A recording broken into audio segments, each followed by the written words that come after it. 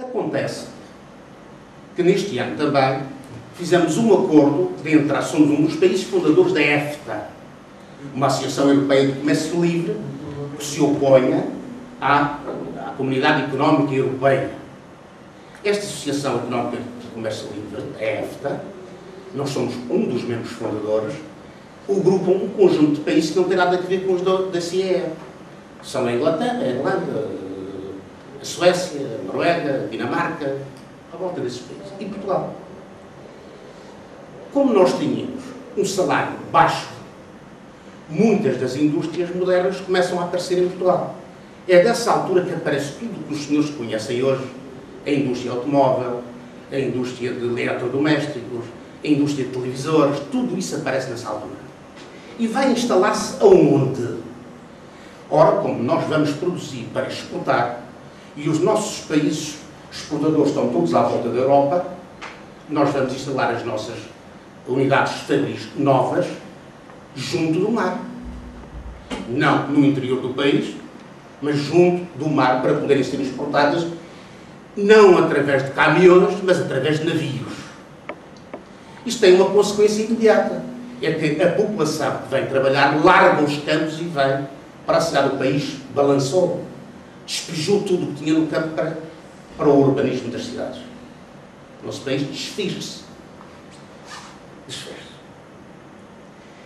Com esta urbanização, um país que era rural e agrícola, lembre-se que em 1960, 60% da população portuguesa vivia da indústria, da pesca e das minas. 60% da população portuguesa. E produzia 80%, esses 60%, produzia 80% do que nós comemos. Sabem quanto é que produzem hoje? Produzem 20% do que nós comemos. Isto é, numa década de 60, um país que estava fundamentalmente empregado no setor primário, chega-se ao fim da década de 60 e aqueles 60% da população que estava no setor primário está reduzida a menos de 40%. Coisa curiosa, Portugal é o único país da Europa em que a classe operária nunca foi maioritária. Isto é, o setor secundário, o setor da indústria, nunca chegou a ocupar mais de 34% da população. E hoje diminuiu, isto é, de 2000 para cá, vem vindo a diminuir. Portanto, temos um setor secundário, fundamentalmente a indústria, em que a nossa classe operária é uma classe operária ou nova, isto é, começou agora, nos anos 60, ou então velha, mas velha, já sem conhecer o que é que se está a passar de novo. É a classe operária do Barreiro, da CUF, esse tipo de classe operária. Não é porque não presta, é porque eram velhos.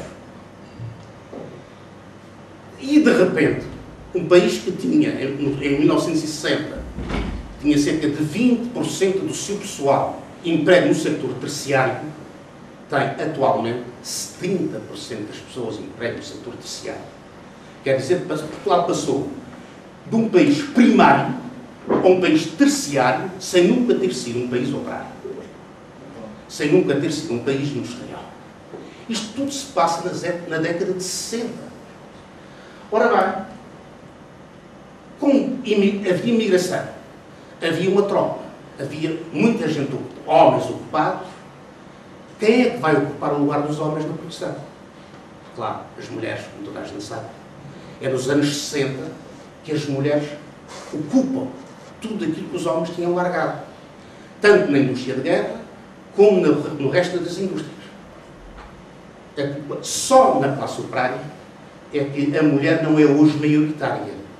Porque em todos os sectores da produção, a mulher é maioritária, exceto na classe operária.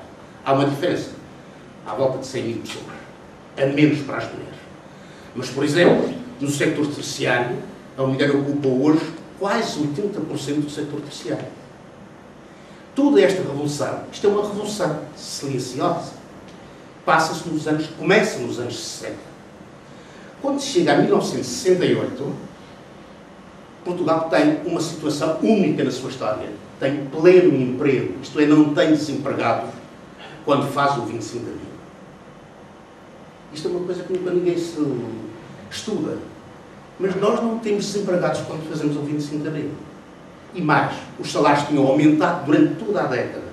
E mais ainda, a parte que o trabalho tem no rendimento nacional em 1974 é superior à parte que hoje o trabalho tem no rendimento nacional. Hoje, 45 anos depois.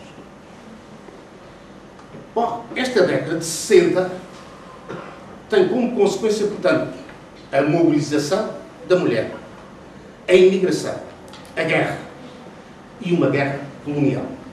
O que é que caracteriza esta guerra colonial?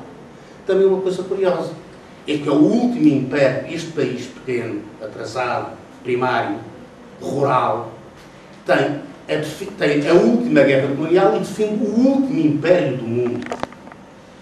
Defende este último império e defende com unhas e dentes. Qual é a estratégia que se adota? Vejam como as coisas têm a sua importância. Uma estratégia militar, onde é que se vai colocar as fábricas, isso tem um enorme significado.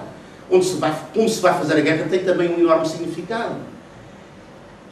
O que caracteriza a nossa guerra colonial é que os militares nunca tiveram uma cultura suficiente para pensar aquela guerra. Não estou a defender a guerra, fui contra ela e filha. Portanto, não estou a defender. Os militares nunca souberam o que é que queriam com aquela guerra. E então, adotar uma estratégia para combater os movimentos de independência, naturalmente, essa estratégia estava sempre condenada ao fracasso, qualquer que ela fosse, mas adotar uma estratégia que consistia, como não era possível fazer grandes operações militares, porque isso levava a população a desaparecesse dos campos, eles não podiam fazer grandes operações militares. Grandes operações militares como o Nogórdio, como operações na Guiné, como a Operação Viriato no norte da Angola, eram operações militares que podiam até terminar por uma vitória militar, mas que terminavam sempre com uma derrota populacional. O povo fugia. Então os nossos cérebros militares pensaram numa estratégia diferente, que é, em vez disso, criar um esquema que permitisse defender as populações e mantê-las connosco. Para isso era preciso abandonar a guerra e fazer um outro tipo de guerra de contenção. Para isso eram precisas unidades mais pequenas, não grandes unidades, mas pequenas unidades. Quais pequenas unidades? A companhia. E precisamente porque a companhia é o núcleo fundamental da guerra colonial e a companhia é dirigida por um capitão, é por isso que os capitães têm tanta importância nas Forças Armadas Portuguesas. É porque a estratégia militar fez com que fosse necessário um grande número de capitães, mas não de generais, não de coroneiros, não de pequenos coroneiros. Isto é, o exército português cresceu com uma mulher gorda. Alargou para o meio, mas era para cima pequeno e para baixo só tinha duas pernas. Portanto, esta estrutura faz levar à mobilização dos capitães por razões meramente corporativas. Como eram precisos muitos capitães, a Academia Militar não conseguia fabricar capitães a tempo. Era preciso então recorrer aos alferes milicianos e propor-lhes: os senhores querem ser capitães? Então vão fazer nova comissão, um tratamento à pressa, e eles passavam a capitães.